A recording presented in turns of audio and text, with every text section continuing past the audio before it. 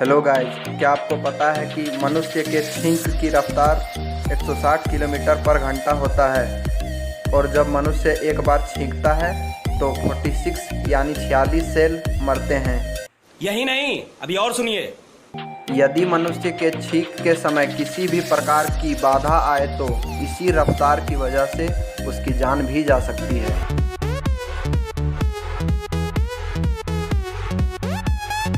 For more interesting facts, join us.